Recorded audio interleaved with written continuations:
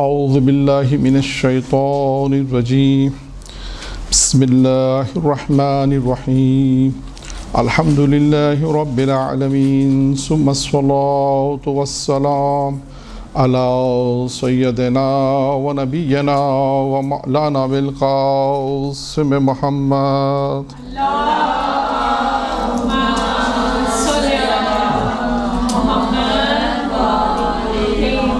وآل بیتہ الطیبین الطاہرین المعصومین المنتخبین المیامین اما بعد قال سبحانہ تعالی فی کتابہ الکریم بسم اللہ الرحمن الرحیم ان رحمت اللہ قریب من المحسنین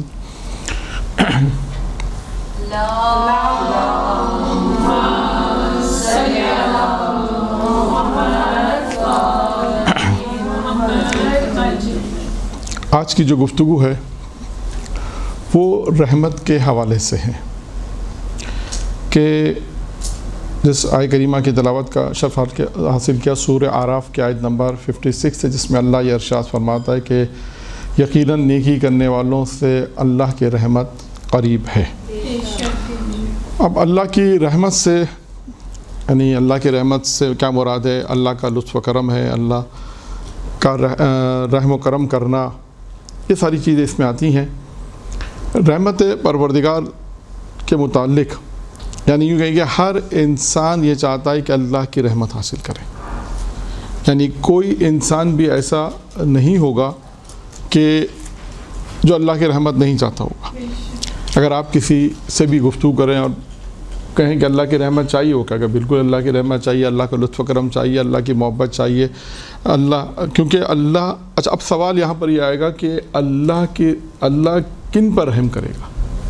کیونکہ خود یہ روایتوں میں ہے، جو روایتیں میں آج بیان کروں گا کہ اللہ رحم کرے، کن لوگوں پر رحم کرے۔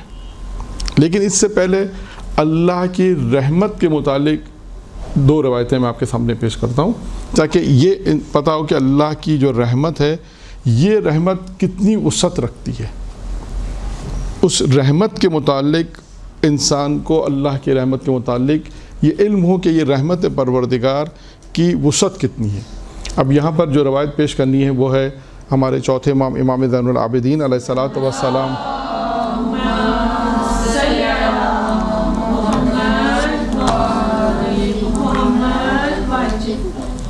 کی خدمت میں ایک شخص آیا اور اس نے آ کر ایک قصہ بیان کیا۔ وہ کہتا ہے کہ حسن بصری یہ کہتا ہے۔ اب دیکھیے گا یہ جو روایت بیان ہو رہی ہے اس میں اہمیت رحمت پروردگار یا وسعت جو پروردگار کی رحمت کی وسعت ہے اس کے متعلق گفتگو ہے۔ چوتھے امام کی خدمت میں ایک شخص آ کے کہتا ہے کہ مولا حسن بصری یہ کہتا ہے کہ ہلاک ہونے والے شخص کے بارے میں کوئی تعجب نہیں ہے، یعنی روز قیامت کی گفتگو ہے کہ روز قیامت میں جو ہلاک ہو جائے گا ہمیں کیا اس پہ تعجب کیا کرنا۔ یعنی وہ کہتا ہے کہ ہلاک ہونے والے کے بارے میں کوئی تعجب نہیں ہے کیونکہ انہیں ہلاک ہونا ہی تھا۔ جب انہیں کچھ لوگ ایسے تھے جو ہلاک ہونے والوں پہ کیوں تعجب کرتے ہو، انہیں تو بلاخر ہلاک ہونا ہی تھا کیونکہ انہیں ہلاک ہونا تھا، بلکہ تعجب تو نجات پانے والوں کے بارے میں ہوگا کیوں کر انہوں نے نجات پائی۔ یہ اس نے ایک بحث یا اپنا ایک نظریہ قائم کیا ہوا تھا۔ کیا نظریہ تھا؟ کہ روز قیامت میں جو ہلاک ہوئے تو انہیں ہلاک ہونا ہی تھا، اس پہ انسان اگر ہم تعجب کریں کہ اتنے سارے انسان ہلاک ہو گئے اور انسان اگر اس پہ تعجب کرے تو وہ کیا کہتے ہیں کہ اس پہ تعجب کرنا، کیونکہ انہوں تو ہلاک ہونا، بلکہ تعجب تو مجھے اس بات پر ہے کہ جو نجات پا گیا، جسے نجات ملی اس پہ انسان تعجب کرے۔ یہ ان کا ایک نظریہ تھا، یہ ایک گفتگو تھی جو انہوں نے کہی تھی۔ پھر اس کے بعد کہتے ہیں کہ جب اس شخص نے چوتھے امام کی خدمت میں یہ جملہ ان کا حسن بصری کا جب بیان کیا تو امام علیہ السلام نے سننے کے بعد اس کے بعد یہ فرمایا، اب امام نے فرمایا میں یہ کہتا ہوں، دیکھیں اب امام نے ایک بات بیان کی، کہتے ہیں میں یہ کہتا ہوں کہ نجات پانے والوں میں تعجب کی کوئی بات نہیں، یعنی اس کے بالکل برعکس نظریہ ہو گیا۔ وہ کس چیز پہ تعجب کر رہا تھا کہ کیوں نجات ہوئی، جنہیں ہلاک ہونا تھا ہلاک ہو گئے، نجات کیوں ہوئی، تعجب ان پہ جنہوں نے نجات پائی۔ امام بالکل برعکس، بالکل امام کہتے ہیں کہ میں کہتا ہوں کہ نجات پانے والوں میں تعجب کی کوئی بات نہیں ہے، کیونکہ انہوں نے کیونکہ انہوں نے نجات حاصل کی، کیوں انہوں نے نجات پایا. امام کہتے ہیں اس میں کوئی تعجب کی بات نہیں ہے کہ انہوں نے نجات، بلکہ تعجب اس پر، اب امام کہتے ہیں تعجب اس بات پر ہے کہ خدا کی اتنی رحمت، اتنی وسیع رحمت ہونے کے باوجود لوگ ہلاک کیوں ہو گئے.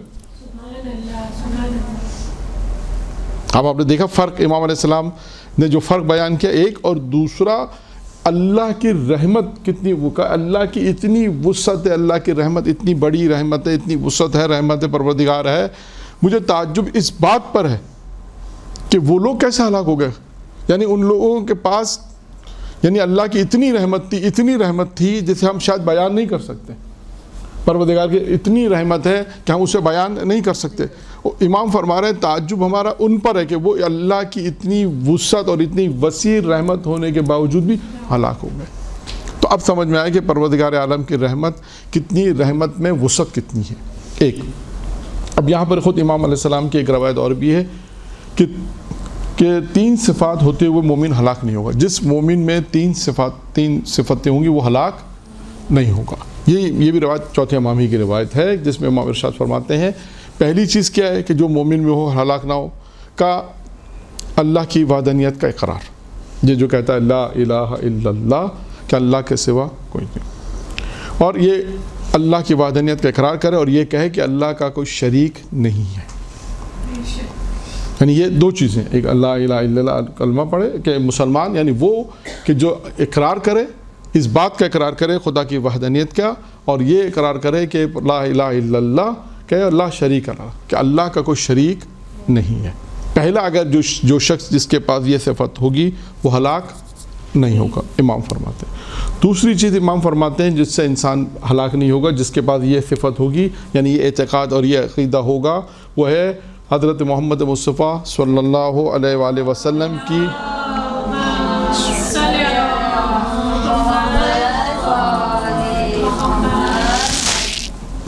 شفاعت. یعنی جس کا یہ عقیدہ ہوگا کہ روز قیامت میں حضرت محمد شفاعت کریں گے وہ ہلاک نہیں ہوگا. اور تیسری صفت کیا ہوگی مومن میں ہلاک ہونے سے بچائے گی کہ اس کا یہ عقیدہ ہوگا کہ خدا کی رحمت، خدا کی وسیع رحمت ہے، خدا کی جو رحمت ہے وہ وسعت رکھتی ہے، وہ وسیع رحمت ہے. یعنی یہ 3 صفتیں رکھنے والے شخص چوتھے امام فرماتے ہیں کہ ہلاک نہیں ہوگا.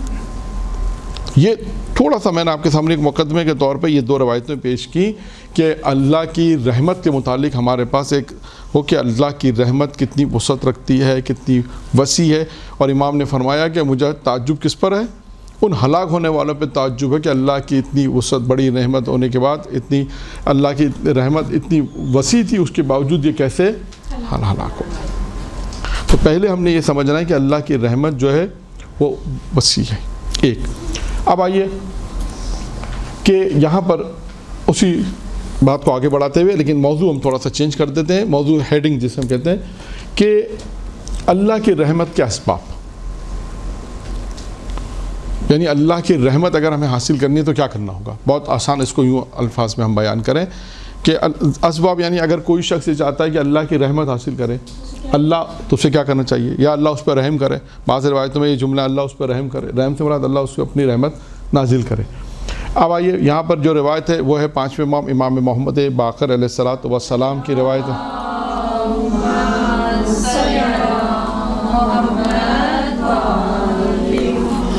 اب امام فرماتے ہیں کہ اللہ کی بارگاہ میں اچھی طرح رجوع کر کے اپنے آپ کو اس کی رحمت اور بخشش کے لیے تیار کرو. بخشش کے لیے تیار، اپنے آپ کو اس کی بخشش کے لیے، اس کی رحمت اور بخشش کے لیے کرو. یعنی کیا کہا امام نے کہا کہ اللہ کی بارگاہ میں اچھی طرح رجوع کرو، یعنی خشوع خضوع کے ساتھ. اچھی طرح سے مراد کیا ہے کہ انسان جب خدا کی بارگاہ میں جائے تو خشوع خضوع کے ساتھ بارگاہ میں جائے، اچھی طرح بارگاہ میں جائے اور اپنے آپ کو اس کی رحمت اور بخشش کے لیے کرو. اور اچھی طرح رجوع کرنے کا پھر اس کا طریقہ بتایا، اس جملے کی وضاحت بھی آ گئی. اور اچھی طرح رجوع کرنے کے لیے یعنی رات کی تاریکیوں میں خالصتاً دعا اور مناجات کے ذریعے اس سے مدد حاصل کرو. یعنی امام نے فرمایا کہ انسان اپنے آپ کو اللہ کی رحمت اور بخشش کے لیے جو تیار کرے وہ کس کے لیے، کس طرح. پہلا طریقہ کیا ہے؟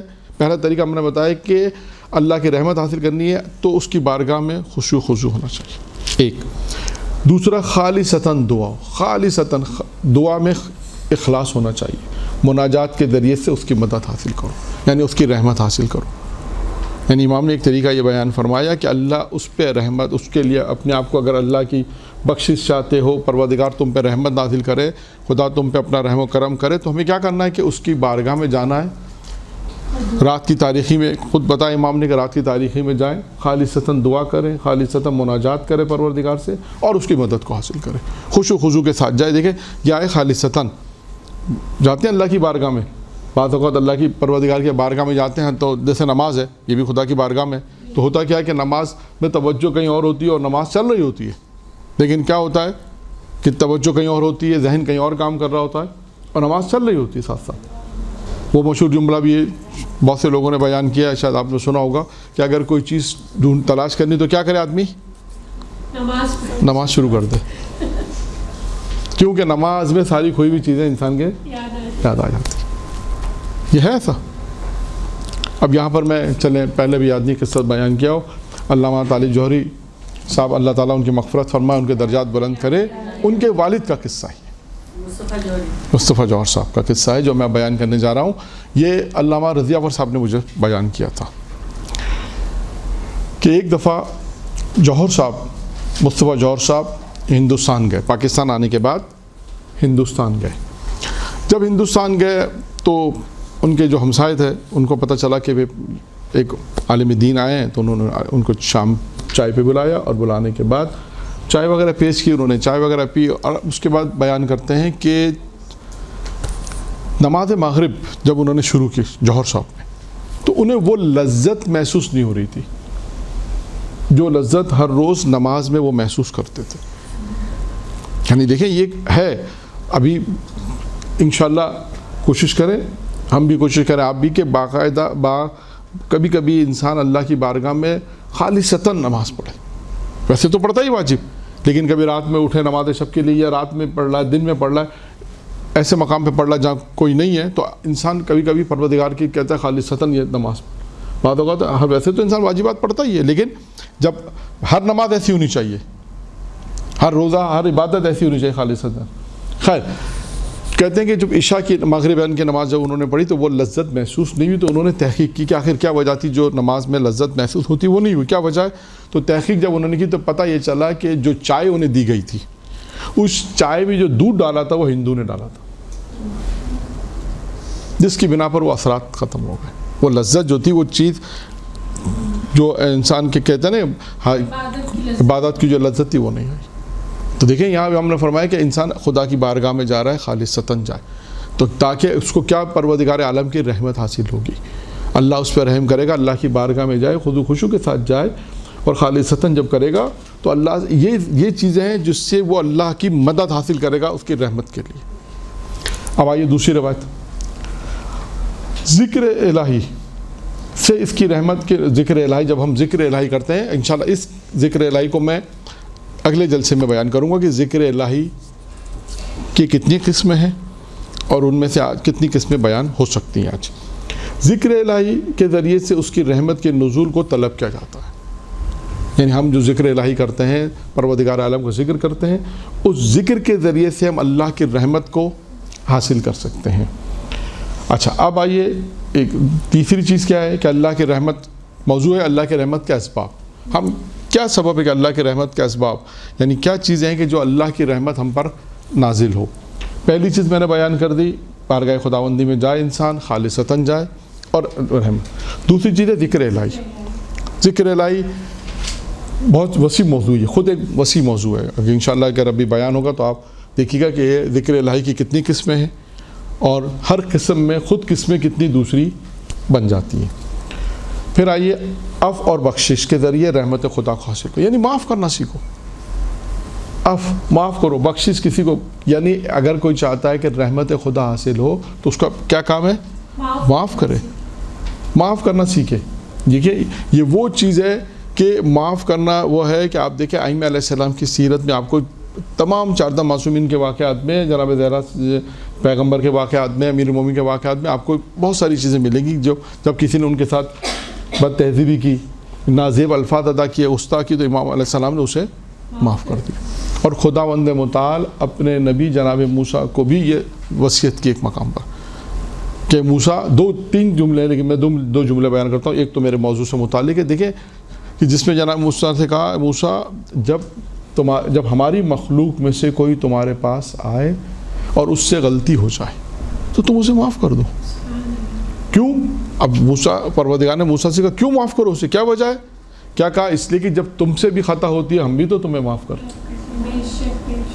آج ہمارے معاشرے میں بہت ساری جو مسائل ہیں وہ اسی وجہ سے چلتا. ہم کیوں معاف کریں انہیں؟ ہم کیوں عطا کریں؟ ہم کیوں معاف کریں؟ بھائی جب انہوں نے غلطی کی تو وہ معافی مانگے. ٹھیک ہے، بعض اوقات ایسا ہوتا ہے کہ ہماری غلطی نہیں ہوتی، لیکن پھر بھی انسان اپنے آپ کو اگر ایک قدم آگے بڑھا دے گا، ٹھیک ہے کہتا ہماری غلطی نہیں ہے، تب بھی اگر بعض لوگ ایسے ہوتے ہیں انہیں معافی نہیں کرنا، وہ بات ہی نہیں کرنا چاہتے، وہ الگ موضوع ہوتے ہیں. بہت سے لوگ ایسے کہا ہمیں آپ سے بات ہی نہیں کرنی، ایسا اگر تو وہ بحث دوسری ہے. جہاں پر کیا کہ انسان سے اگر کوئی عذر پیش کرتا ہے تو کہتے ہیں کہ یہاں پہ معاف کر دو. یعنی معافی کے ذریعے سے، بخشش کے ذریعے سے رحمت پروردگار نازل ہوتی ہے. یعنی انسان اگر رحمت پروردگار کا سبب جو بنتا ہے وہ معافی کے ذریعے سے.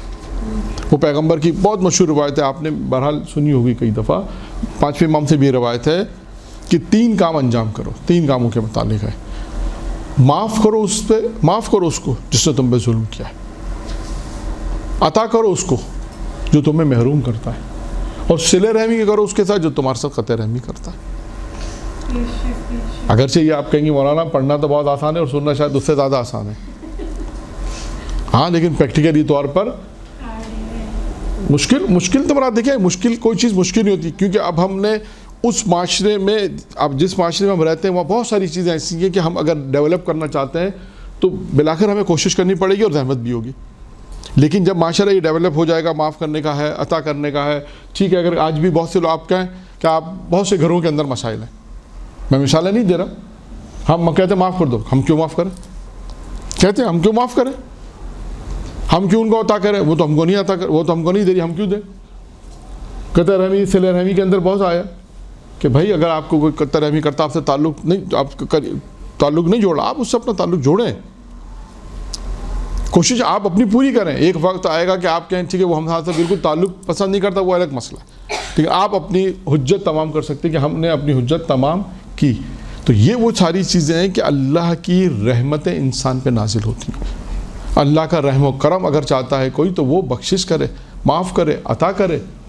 یہ ساری چیزیں اللہ کی رحمت کے اسباب میں آتی ہیں.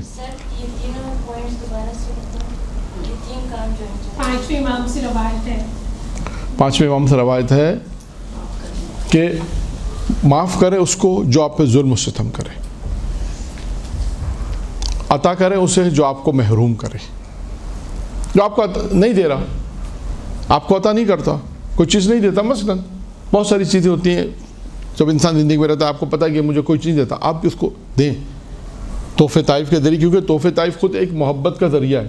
ایک دوسرے کی جو محبت پیدا ہوتی ہے گھروں کے اندر، معاشرے میں، سماج میں، ہر جگہ، وہاں خود تحفے طائف جو اسلام نے کہا ہے کہ ایک دوسرے کی محبت بڑھتی، وہ یہی ہے کہ ایک آپ کو پتہ ہے کہ وہ آپ کو کچھ تحفہ نہیں دینا، آپ نے کہا کچھ چھوٹا سا تحفہ انہیں دے دیا جائے. تو کیا یہ تحفے طائف دینا جو ہے یہ خود ایک بخشش کرنا ایک دوسرے کو، یہ خود ایک دوسرے کی محبت کا سبب بھی بن رہا ہے اور اللہ کی رحمت کا سبب بھی بن رہا ہے ساتھ. اور تیسری چیز ہے صلہ رحمی. اگر کوئی آپ کے ساتھ قطع رحمی کرتا ہے، تعلق توڑتا ہے، قطع رحمی کرتا ہے، تو آپ اس کے ساتھ صلہ رحمی کریں. چوتھی چیز ہے رحم و کرم. یہ وہی چیز ہے، رحم و کرم بجا لانے سے اللہ کی رحمت کے نزول. وہی رحم و کرم، کسی کے ساتھ محبت سے پیش آنا، کسی دوسروں کے ساتھ. بعض میں دوسری روایت میں کہ کمزوروں پر، جو ناچار ہیں ان پہ رحم و کرم انسان کرے. اور بالخصوص جو روایت میں ایک آیا ہے، روایت میں یہ چیزیں آئی ہیں کہ جس کے ماتحت، جن افراد کے ماتحت دوسرے افراد ہوتے ہیں. یعنی کیا مراد ہے؟ جیسے گھر میں کام کرنے والی ہے، چوکیدار ہے مثلا، وہ افراد جو آپ کے ماتحت ہیں، نوکر ہیں، ڈرائیور ہیں، ان کے لیے بھی آئے کہ جن کے ماتحت لوگ رہتے ہیں یا کام کرتے ہیں، ان کے ساتھ انسان رحم و کرم کرے، ان کے اوپر، ان کے ساتھ اچھے طریقے سے پیش آئے، ان کے ساتھ زیادہ سختی نہ کرے زیادہ ان کے ساتھ. یہ خود بعض روایتوں میں آیا کہ جن کے ماتحت کچھ افراد کام کرتے ہیں، جیسے ایک آدمی دفتر میں مینیجر ہے، اس کے ماتحت 15 آدمی، 20 آدمی، 25 آدمی ہے، یا بہت سی ایسی مثالیں آپ لے سکتے ہیں، گھر کے اندر بھی لے سکتے ہیں، باہر بھی لے سکتے ہیں، یعنی ان کے ماتحت افراد ہوں، وہ ان کے ساتھ رحم و کرم کریں. کمزور لوگوں کے ساتھ رحم و کرم کرنے سے اللہ کی رحمت کو طلب کرو. اب اسے بہت ساری آپ کے خاندانی مثالیں آ جائیں گی، رشتہ داروں کی مثالیں آ جائیں گی، مثال کے طور پہ، یا انسان کی اپنی زندگی کی جو بہت ساری مثالیں ہیں وہ سب اس میں آ جائیں گی کہ ان کے اپنے ماتحت جو افراد ہیں ان کے ساتھ کس طرح انسان کو پیش آنا ہے. اگر اللہ کی رحمت چاہتے ہو تو وہ افراد جو کمزور افراد ہیں ان کے ساتھ اچھے طریقے سے پیش آؤ، رحم کرو.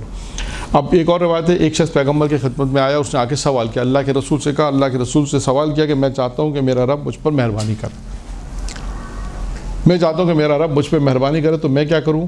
تو آپ نے فرمایا کہ اگر آپ نے فرمایا اپنے اوپر مہربانی کرتے رہو اور خلق خدا کے ساتھ بھی مہربانی سے پیش آؤ.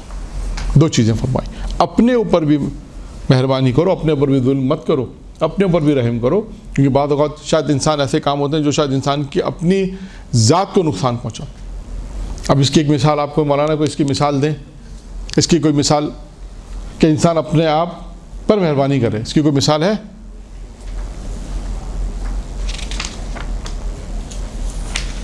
امام حسین علیہ السلام کسی نے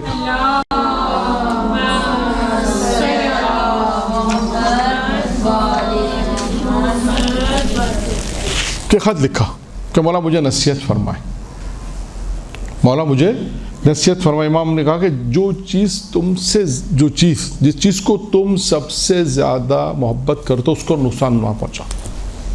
جس چیز سے تم سب سے زیادہ محبت کرتے ہو اس کو نقصان نہ پہنچاؤ. جب جواب ملا امام کا تو حیران پریشان ہو کہ یہ کیسے ہو سکتا ہے کہ میں جس چیز سے سب سے زیادہ محبت کروں اس کو نقصان پہنچاؤں، یہ کیسے ہو سکتا ہے؟ پھر اس نے سوال لکھا، مولا یہ جملہ جو آپ نے لکھا ہے کہ جس چیز سے تم سب سے زیادہ محبت کرتے ہو اس کو نقصان مت پہنچاؤ، مولا میں اس کا یہ سمجھا نہیں. پھر امام نے اس کے جواب میں لکھا کہ یہ بتاؤ کہ پھر امام نے لکھا کہ بتاؤ تم سب سے زیادہ کس سے محبت کرتے ہو؟ اس نے کہا مولا میں اپنے آپ سے. تو کہا کہ اس کا مطلب یہ ہے کہ تم اپنے آپ کو جہنم کی آگ سے بچا. یعنی انسان اگر اپنے آپ سے محبت کرتا ہے سب سے زیادہ کہ اپنے اوپر، تو اپنے اوپر مہربانی کرو. اپنے اوپر مہربانی سے کیا مراد ہے؟ اپنے آپ کو جہنم کی آگ سے محفوظ رکھو، یعنی دنیا میں ایسے عمل انجام مت دو جو تمہیں جہنم میں لے جائے. یعنی پیغمبر نے فرمایا کیا اپنے آپ پر مہربانی کرتے رہو. اس جملے کی تشریح میں یہ امام حسین صاحب کا میں نے قصہ آپ کے سامنے بیان کیا کہ جس میں امام السلام نے یہ نصیحت کی کہ اپنے اوپر مہربانی اور جس چیز سے تم محبت کرتے ہو اس کا نقصان مت پہنچاؤ. پھر اس کے بعد امام نے اس کی تشریح فرمائی یہ کہ اپنے آپ پہ مہربانی کرتے رہو اور خلق خدا سے بھی مہربانی سے پیش آؤ. خلق خدا وہی خدا کی مخلوقات کے ساتھ مہربانی سے پیش آؤ تو اللہ تم پر مہربانی کرے گا، اللہ تم پر رحم کرے گا. یہ ایک روایت مکمل ہوئی. اور اب ایک دوسری روایت کہ جس میں معصوم فرماتے ہیں کہ اللہ رحم کرے اس پر. کس پر؟ جو توبہ کی طرف متوجہ ہوا. اس روایت میں اب دیکھیں 3 چیزیں بیان ہوئی.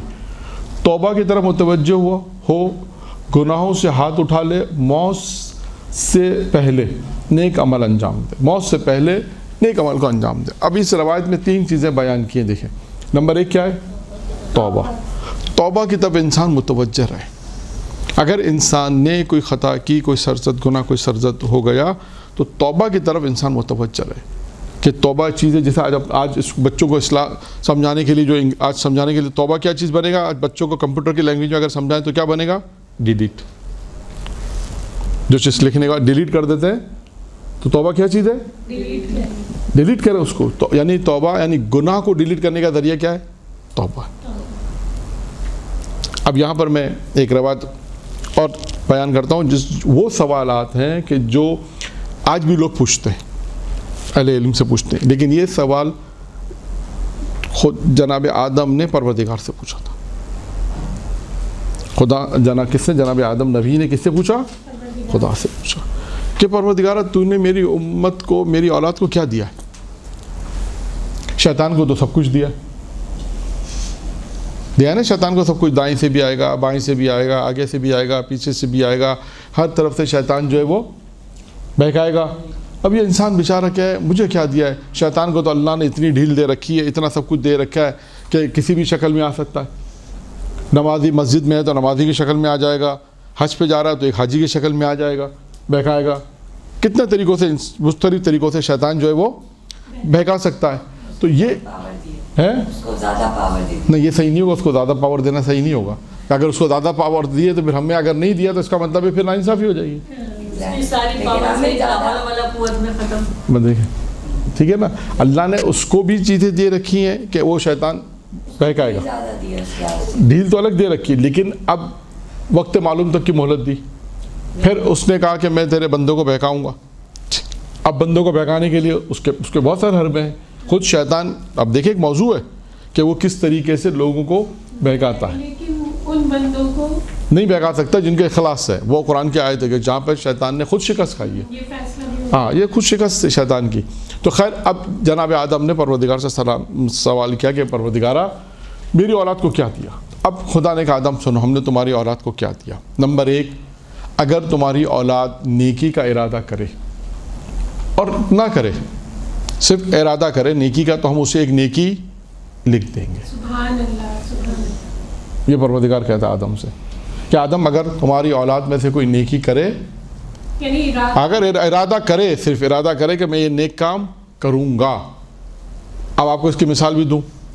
آپ روڈ پہ جا رہی ہیں، آپ نے دیکھا ایک بڑا پتھر رکھا ہوا، کسی کو نقصان پہنچ سکتا ہے. آپ نے ارادہ کیا کہ میں اسے بھی ہٹا لوں، لیکن اس سے پہلے کہ کسی اور نے اسے ہٹا دیا. یا اسی طرح کوئی خاتون ہے جو روڈ کراس کر نہیں کر سکتی، آپ وہاں پہنچے، آپ نے کہا بھی میں پہنچ کر ان کی مدد کر کے ان کو روڈ کراس کرا دوں گی، ہیلپ کر دوں گی. اور بھی بہت سی مثالیں، جیسے آپ نے ارادہ کیا یہ نیک کام کا، لیکن آپ کے پہنچنے سے پہلے کسی اور نے اس کو انجام دے دیا. تو لیکن وہ ارادہ کرنے پر پروردگار کیا کہتا ہے، آدم ہم تمہاری اولاد کی اس نیکی کو لکھ دیں گے. ارادہ کرنے پر بھی اللہ نیکی کو لکھ دیتا ہے. پھر کہتا ہے آدم اگر اس نے نیکی کر لی ارادے کے بعد تو ہم اسے 1 نہیں بلکہ 10 لکھیں. اب خود ہمارا موضوع رحمت پروردگار ہے. یہ خود اس روایت میں دیکھیں، یہ بھی رحمت پروردگار ہے. یہ بھی خدا کا لطف و کرم ہے کہ خدا اپنے بندوں پر کتنی رحمت اور کتنا مہربان ہے کہ اگر وہ نیکی کا ارادہ کرتا ہے، نیکی نہ کرے تو خدا کہتا ہے ہم اس سے نیکی لکھ دیتے. ایک نیکی لکھ دیتے، لیکن اگر وہ نیکی کر لے تو 1 نہیں بلکہ 10 نیکی لکھتے. اب آئیے 2 چیزوں کی تیسری چیز کا آدم. تیسری چیز، اگر تمہاری اولاد برائی کا ارادہ کرے، خدا نہ خواستہ کسی نے کہا میں جھوٹ بولوں گا، خدا نہ خواستہ کسی نے کہا میں کوئی گناہ غیبت کروں گا، اگر وہ اس ارادہ کرنے پر ہم اس کا گناہ نہیں لکھتے جب تک وہ انجام نہیں. خدا نہ خواستہ کسی نے ارادہ کیا جھوٹ بولنے کا کہ میرا قصد ہے کہ میں جھوٹ بولوں گا، تو آدم اسے اگر اس نے گناہ نہیں کیا، قصد کرنے پر ہم گناہ نہیں لکھتے. پھر اس کے بعد کہا اے آدم سنو، چوتھی چیز، اگر اس نے قصد کے بعد گناہ کر لیا تو ہم اس کا صرف 1 ہی گناہ لکھیں گے، اس سے زیادہ نہیں لکھیں گے.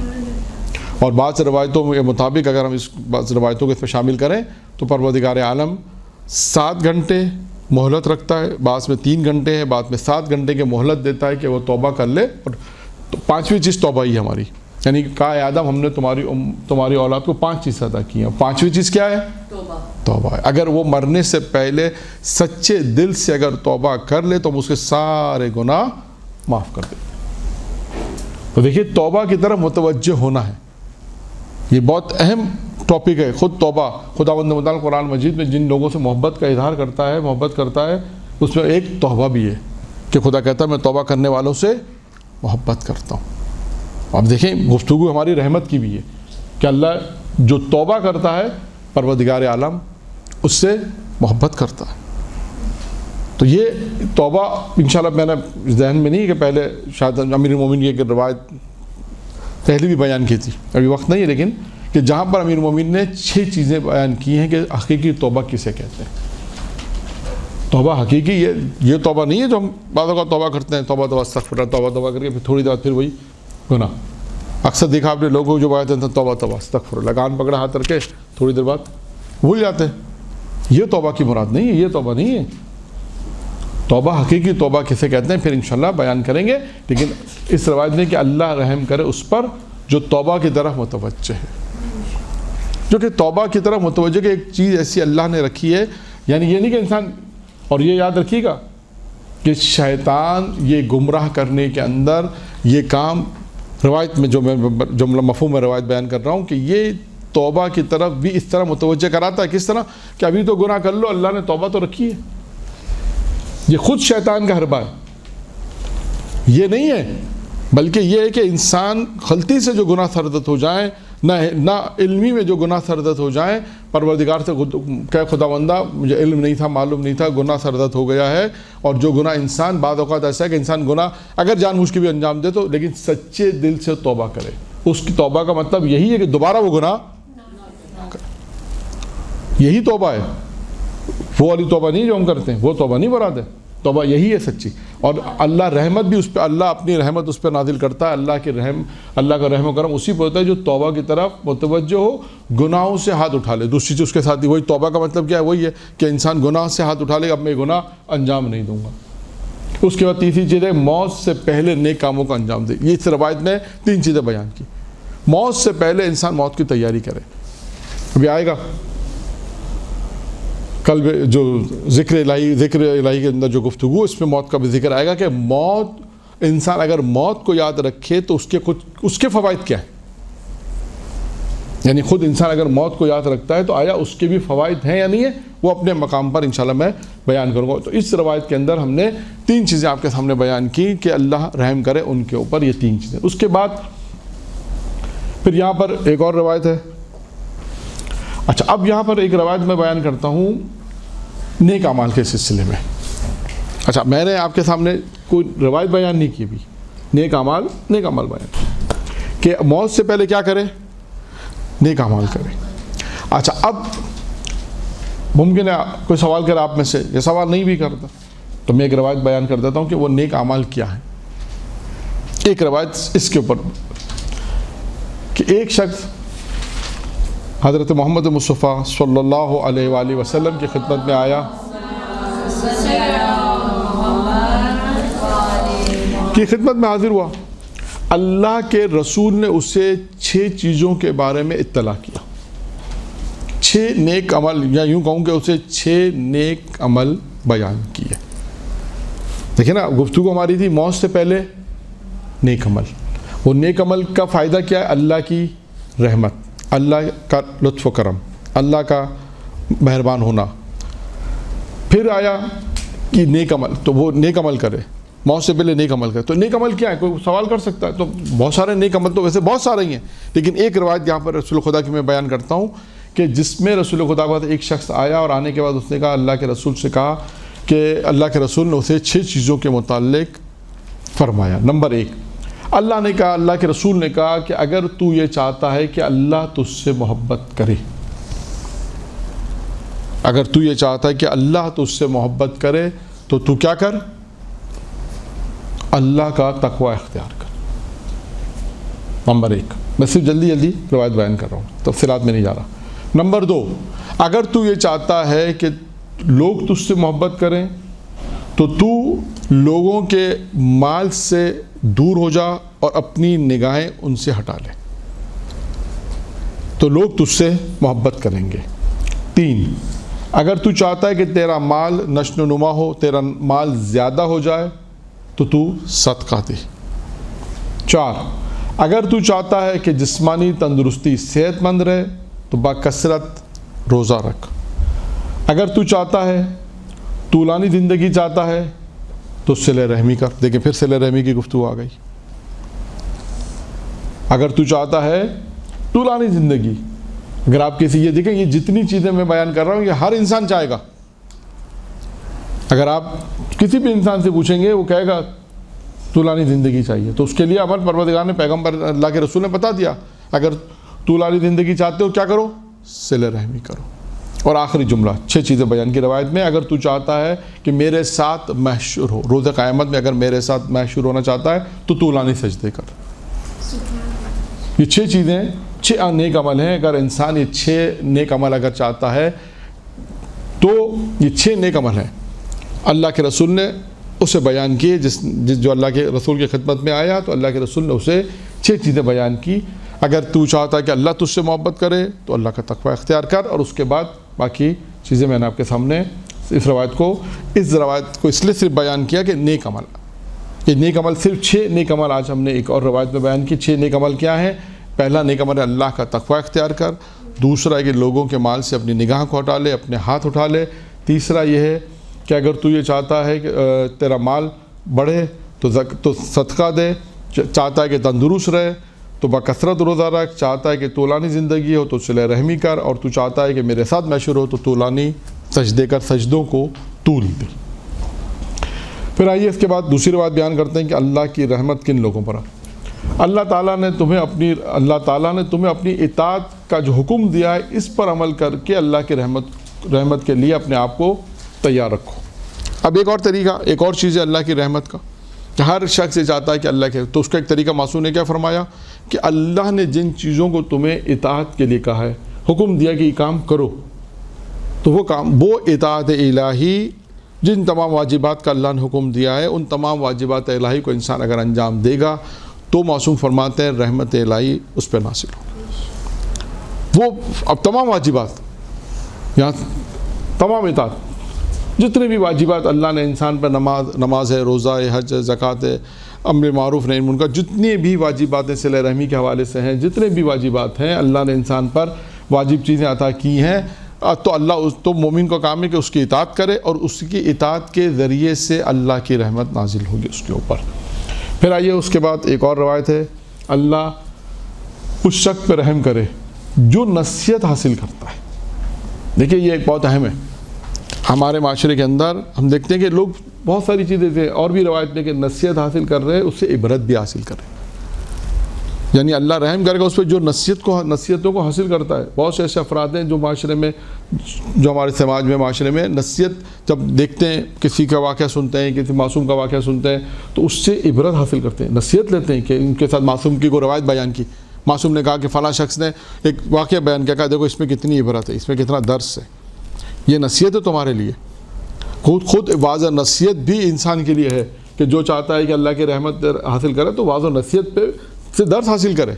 یہاں پر بھی یہی ہے کہ اللہ اس شخص پر رحم کرے، اللہ اس شخص پر رحم کو جو نصیحت رحم کرے جو نصیحت کو حاصل کرے۔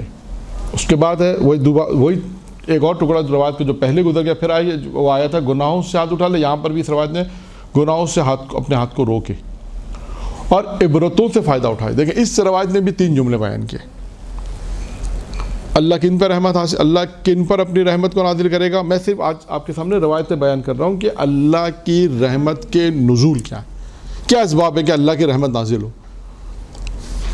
اگر انسان یہ چاہتا ہے کہ اللہ کی رحمت حاصل ہو تو کیا کام کرے، چند چیزیں میں نے بیان کی، اس کے بعد اس روایت میں کیا کہ نصیحت کو حاصل کرے، اور اس کا دوسرا کہ گناہوں سے اپنے آپ کو، دیکھیں بار بار چیزیں تکرار ہوتی ہیں، گناہوں سے دوری، اللہ کی اطاعت، یہ چیزیں آپ دیکھیں گا تکرار ہے، مختلف روایتوں میں مختلف جہت سے بیان ہوئی ہے۔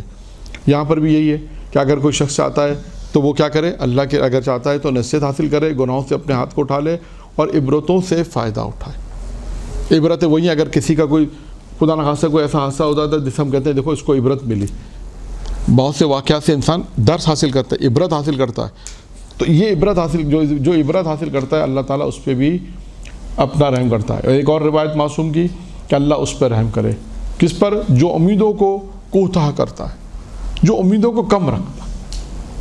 کہتے ہیں نا لمبی لمبی امیدیں رکھنے والے، جو لمبی لمبی امیدیں نہیں بلکہ اپنی امیدوں کو کم رکھے، زیادہ خواہشات نفسانی، زیادہ لمبی لمبی امیدیں نہ ہو کہ نفس میں کہ میں یہ بھی کر لوں گا، میں وہ بھی کر لوں گا، میں یہ بھی کر لوں گا۔ بہت سے ہوتے ہیں نا خواہشات نفسانی، جو نفس جو کہتا ہے کہ لمبی لمبی خواہشات، لمبی لمبی امیدیں، بہت زیادہ پلان، لمبے لمبے پلان بنانا نہیں۔ کہتے ہیں کہ جو امیدوں کو، جو اس کی امیدیں کم ہوتی ہیں، جو اپنی امیدوں کو کم رکھتا ہے اللہ اس پر رحم کرتا ہے۔ اپنی امیدوں کو کم رکھو، زیادہ یہ نہیں کہ میں یہ بھی کر لوں، میں وہ بھی کر لوں، میں اس طرح بھی کر لوں، میں اس طرح کر لوں، یہ سب چیزیں نہیں ہیں۔ اس کے بعد ہے موت کی تیاری کرنا۔ دیکھیں اس سے پہلے بھی ایک جملہ آیا تھا روایت میں کہ وہ شخص جو پہلے روایت میں آیا تھا موت سے پہلے نیک عمل انجام دینا، یہاں پہ بھی یہ آیا ہے کہ موت کی تیاری۔ اب دیکھیے میں نے عرض کیا کہ تکرار ہیں، یہاں پر بھی ہیں، اس موضوع کے اندر بھی ہیں، دیگر موضوعات کے اندر بھی۔ آپ کو سعادت مند حاصل، ایک موضوع ہے انسان سعادت مند کیسے بنتا ہے، تو کہتے ہیں خوش بخت ہے یہ انسان، فلاح پائی اس نے، نجات پائی اس نے، بہت سارے الفاظ ہیں، سعادت بہترین لفظ ہے، سعادت مند ہوا، اس میں بھی آپ دیکھیے گا بہت ساری چیزیں ایسی آئیں گی، اطاعت وہاں آئے گی، گناہوں سے بچنا آئے گا، موت کی تیاری آئے گی، بہت ساری چیزیں وہاں پر آئے گی، معرفت اہل بیت ہے، بہت ساری چیزیں اس میں آئیں گی۔ یہاں پر بھی یہی ہے کہ کہ امیدوں کو کوتاہ رکھتا ہے موت کی تیاری. انسان موت کی تیاری رکھے.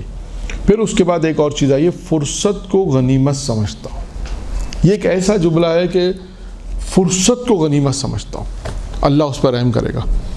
میں روایت بیان نہیں کر رہا, جو ابو ذر کی روایت, پیغمبر نے ابو ذر کو جو نصیحتیں کی ہیں, اس 5 نصیحتیں, اس میں ایک نصیحت کیا ہے کہ ابو ذر کو یہ نصیحت کی, 5 نصیحتوں میں ایک نصیحت یہ ہے کہ فرصت کو غنیمت سمجھو. 5 چیزوں کا موقع ہے غنیمت سمجھنے کو, جن میں سے ایک ہے فرصت.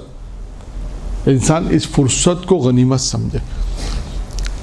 ایک آیت اللہ کا واقعہ میں نے سنا ہے کہ انہوں نے اپنی زندگی میں اپنے کفن پر پورا قرآن لکھا. اپنی زندگی میں قرآن لکھا. نہیں, آیت اللہ کا نام ذہن میں نہیں ہے, لیکن واقعہ سنا ہے. تو اب اس آیت اللہ سے پوچھا کہ آپ کے بعد اتنا وقت کیسے ملا؟ آپ تو آیت اللہ ہیں, آپ تو درس خارج دیتے ہیں, آپ کو تو اتنا مطالعہ کرنا ہوتا ہے 4 5 گھنٹے مطالعہ, اس کے بعد پھر درس دینا, پھر ایک صبح درس دینا, شام کو درس دینا, اور مطالعہ اتنا کرنا پڑتا ہے درس خارج دینے میں. تو آپ کے بعد اتنی فرصت کہاں سے آئی کہ آپ نے اپنی زندگی میں پورا قرآن لکھ لیا, اپنے کفن پر پورا قرآن لکھا؟ اب سنیے انہوں نے فرصت کیا بتائی. یہ مہم ہے. یہ بہت سی چیزیں ایسی ہیں کہ آج بھی فرصت انسان کو ہوتی ہے, لیکن انسان اس فرصت کو گنوا دیتا ہے. ناشتہ کرنے کے بعد لکھا کرتے ہیں. ہاں, ناشتہ کرنے سے پہلے, بعد میں نہیں, پہلے کا. یعنی ان کا قصہ یہ ہے, شاید پہلے بھی میں نے بیان کیا ہوگا, یاد نہیں ہے. اب کچھ چیزیں بعد کا یاد نہیں رہتی کہ جو شاید بیان کر دی ہوتی ہیں, جس میں یہ بھی ہے کہ اب ان سے جب پوچھا تو انہوں نے کہا کہ مجھے جو فرصت ملی وہ کیا ملی؟ فرصت اس طرح ملی کہ میں ناشتے کے لیے اپنی زوجہ سے کہا کہ بھائی ناشتہ تیار ہو گیا, میں تو اپنا کتاب خانے میں دروازہ بند کر دیا, اب ناشتے کا وقت ہے. جب اوپر کمرے میں آئے, مثلا ڈائننگ ٹیبل بیٹھے, تو زوجہ نے کہا نہیں ابھی 2-4 منٹ ہیں, ابھی آملیٹ بننے میں ٹائم ہے, مثلا روٹی فرائی کرنے میں ٹائم ہے, روٹی بننے میں ٹائم ہے, ابھی 5 منٹ لگیں گے. کہ یہ جو 5 منٹ ملے مجھے, میں نے اس 5 منٹ کو فرصت سمجھا اور قرآن لکھا. اسی طرح دوپہر کے کھانے میں, اسی طرح رات کے کھانے میں, جب مجھے یہ فرصت ملتی تھی, میں ان فرصت کو غنیمت سمجھتا تھا, اور اس طرح جو ہے وہ وقت کو غنیمت سمجھ کے قرآن. اسی طرح آپ دیکھیں کہ بہت سے لوگ ایسے ہیں, کیونکہ ایران جو لوگ گئے, خدا سب کو زیارت نصیب کرے, کہ وہاں پر جو ہے وہ صف ہر چیز میں ایک لائن لگتی ہے, اور لائن بڑی لمبی ہوتی ہے. روٹی کی لائن میں اگر ہے تو روٹی اگر سنگھی چاہیے تو وہ دیر سے پکتی ہے, تو اس پہ ٹائم زیادہ لگتا ہے. بعض روٹیاں پتلی ہوتی ہیں, جلدی پک جاتی, لیکن پھر بھی اس میں ٹائم لگتا ہے. تو 10 آدمی ہیں, 20 آدمی ہیں, تو بعض لوگ اس میں, آپ نے دیکھا ہوگا, ہم نے تو دیکھا ہے کہ وہ قرآن ساتھ رکھتے ہیں, قرآن حفظ کر لیتے ہیں. بعض لوگوں نے آدھا قرآن حفظ کیا, بعض نے شاید پورا بھی کیا ہو, بعض لوگ حدیث حفظ کر لیتے ہیں, بعض لوگ نہج بلاغہ حفظ کر لیتے ہیں, ساتھ رکھتے ہیں. اور یہ بہت اچھا ہے کہ آپ اگر کوئی کام ایسا کریں جس میں آپ کو فرصت ہے. جیسے میں نے کہا نا, ذیشان نجفی کے متعلق پہلے بیان کیا تھا کہ ذیشان نجفی کتابوں کا جو ترجمہ کرتے تھے وہ کہاں کرتے تھے؟ کتنی کتابوں کا ترجمہ کیا نا انہوں نے ذیشان عربی باقر صدر کی, کہاں کرتے تھے وہ ترجمہ؟ جہاز میں, جب فلائٹ میں بیٹھتے, سفر میں. اب یہاں سے امریکہ کی فلائٹ 18 گھنٹے کی ہے, یہ ٹرانزٹ کو ملا لیں تو 24 گھنٹے لگ جاتے ہیں. آپ کو دبئی ایئرپورٹ پہ, قطر ایئرپورٹ پہ 4 گھنٹے رکنا ہے مثلا, تو بیٹھ کے 4 گھنٹے کتاب لی, ترجمہ کام. اور جہاز میں بھی 12-15 گھنٹے کی اگر فلائٹ ہے تو فلائٹ میں کیا کرے آدمی؟ آپ نے دیکھا اکثر لوگ فلائٹ میں بیٹھے, جو وہاں ٹی وی لگا تو اس پہ بہت ساری چیزیں دیکھ رہے ہوتے ہیں. تو یہ ایک فرصت ایسی ہے کہ 12-15 گھنٹے آپ کو ملیں. اسی کے میں تھوڑا آپ نے آرام بھی کر لیا. کتنی, میں خود اس تجربے کے آپ کو بیان کروں کہ کتنی دفعہ مجھے بھی کچھ مطلب جو اسی طرح کی فلائٹوں میں اگر جو ہمیں بھی موقع ملا, بہت زیادہ استفادہ نہیں, جتنا بھی کر سکے, تو بہت کتابیں اپنے ساتھ رکھتے تھے. کتنے ایسے مطالب تھے جو کتاب میں, جو اس فلائٹوں میں ہم نے پڑھا, دیکھا, اور وہ ہمیشہ پھر یاد بھی رہے, یاد رہتے ہیں وہ چیزیں.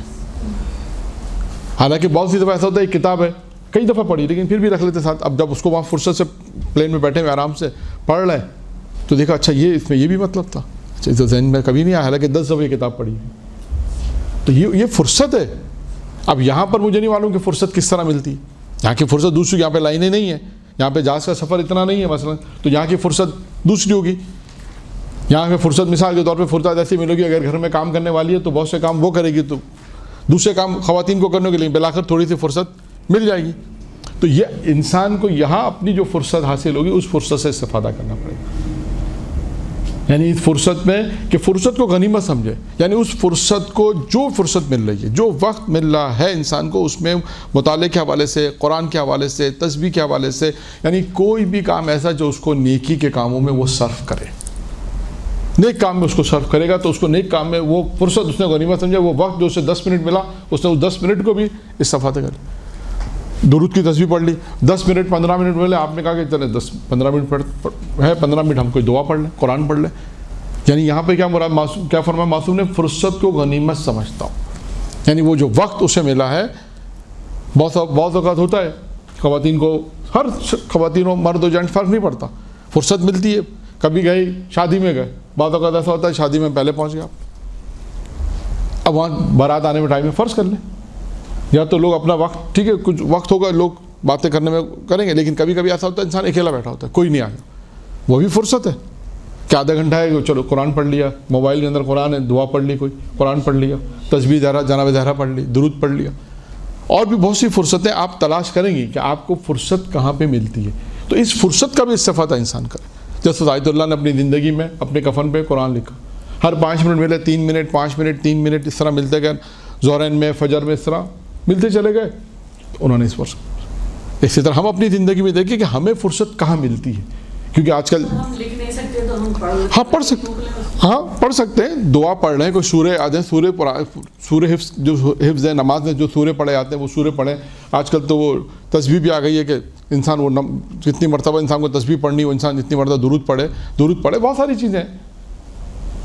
اور اب تو قرآن سننے والا کہ موبائل میں بھی قرآن ہے کہ آپ نے قرآن ریکارڈ کر کے لگا دیا, آپ قرآن اس کو ریپیٹ بھی کرتے ہیں. اگر بعض اوقات لوگ یاسین نہیں پڑھ سکتے, قرآن فرض کرنا نہیں پڑھ سکتے, تو اب تو اور آسان ہے کہ آپ نے موبائل میں لگا دیا, وہ تکرار بھی ہے اس میں, بعض سسٹم میں تکرار بھی ہے کہ آپ نے لکھ دیا 3 مرتبہ, وہ 3 مرتبہ ہر آیت کو 3 مرتبہ تکرار کریں گے. تو آپ اس کو آپ نے لگا لیا, اب ایک آیت آپ کو 3 مرتبہ تکرار ہو رہی ہے, آپ کو حفظ ہو جائے گی. آپ اس کو ریپیٹ بھی کر سکتے ہیں, آہستہ کریں, آپ اس کے ساتھ ایک دفعہ آپ نے پڑھا, دوسری دفعہ پھر اس نے پڑھا, اب تیسری آپ اس کے ساتھ ساتھ پڑھیں, اس طرح پڑھنا بھی. یعنی اصل معصوم کہہ رہے ہیں فرصت کو غنیمت سمجھو. اب یہ فرصت کو غنیمت سمجھنا کیا ہے کہ آپ کو پتہ کہ ہمیں فرصت کہاں مل رہی ہے, یہ آپ کے اوپر ہے کہ آپ کو اپنی زندگی میں روزانہ کتنا وقت ملتا ہے, فرصت کہاں آپ کو مل رہی ہے. جیسے 1-2 مثالیں میں نے دے دی, جو مثالیں ہیں جہاز فلائٹ وغیرہ کی مثالیں ہر ایک کے ساتھ نہیں ہیں, لیکن جن لوگوں کا سفر زیادہ ہے وہ بہتر جانتے ہیں. بہت سے لوگ ایسے کہتے ہیں ہم نیند کی گولی کھا کے سو جاتے ہیں, 18 گھنٹے سفر, کون کیا کرے گا, کتنا جاگیں گے, یہ بھی سنا میں نے. یا بہت لوگ جن کی زیادہ نیند آتی ہے وہ جہاز میں سو جاتے ہیں. بہت سے ایسے لوگ بھی ان کو نیند آتی کہتے ہیں ہمیں کوئی ٹینشن نہیں ہے, ایسا بھی ہے. تو کچھ لوگ ہیں اس وقت کو بھی استفادہ کرنے کے لیے, جیسے میں نے بعض لوگوں کی مثالیں دیں کہ اہل علم نے اس وقت کو کس طرح صرف کیا. اب آپ کو اپنی زندگی میں دیکھنا کہ وقت کہاں پہ ملتا ہے, اور اس طرح اس جملے کو, اس روایت کو میں مکمل کروں. آخری جملہ, پہلی چیز کیا تھی, جو امیدوں کو کم کرتا ہے, موت کی تیاری کرتا ہے, فرصت کو غنیمت سمجھتا ہے, اور آخری اس روایت میں ہے اور اعمال کے ذریعے زاد راہ تیار کرتا ہے. یعنی اعمال, اپنے نیک اعمال کے ذریعے سے اپنی آخرت کی تیاری کرتا ہے. مختصر جملہ یہ کہ اپنے اعمال کے ذریعے سے اپنے زاد راہ, یعنی آخرت کے میں جو زاد راہ چاہیے, جو مال چاہیے, آخرت کے لیے جو مواد چاہیے, اس کی تیاری کرتا ہے. اگر یہ 4 کام انجام دے گا تو معصوم فرماتے ہیں اللہ اس پر رحم کرے گا. وآخر دعوانا الحمدللہ رب العالمین. انشاءاللہ دوسرے جلسے میں پھر انشاءاللہ ذکر الہی کے مناسبت سے ہم گفتگو کریں گے.